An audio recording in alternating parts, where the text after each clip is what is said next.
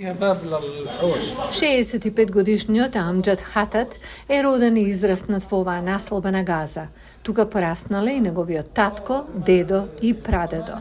Миграцијата на првото курдско семејство во Газа се случила пред неколку векови.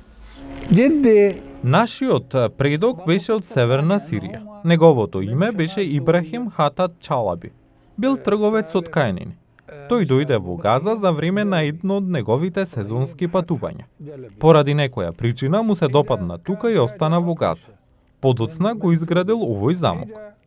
Локалната власт во Газа сега смета дека замокот и неколку други градби изградени од курдски имигранти се историски знаменитости.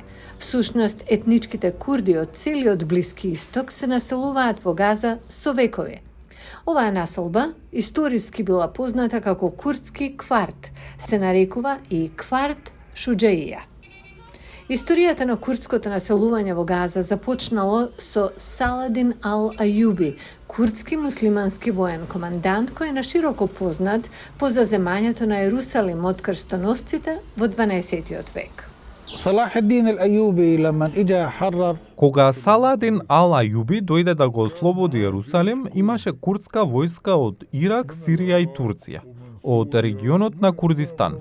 Така, кога ја ослободил оваа земја, бил придружуван од командант под име Шуџа ал-Дине ал-Курди. Поради некоја причина, овој човек не се врати во својата земја и се населил овде во Газа. Тој ја зеде оваа област и беше именувана по него. Неговите луѓе исто така останаа со него. Затоа суседството е познато и како курдско мало. Иако не е јасно колку жители со курдско потекло живеат во Газа, се знае дека неколку истакнати семејства овде имаат курдски корени. И иако се асимилирани во локалната култура, многумина сакаат да ја оживеат својата врска со нивното курдско наследство. Како нова генерација, секако би сакале да знаеме за културата и наследството на нашите предци.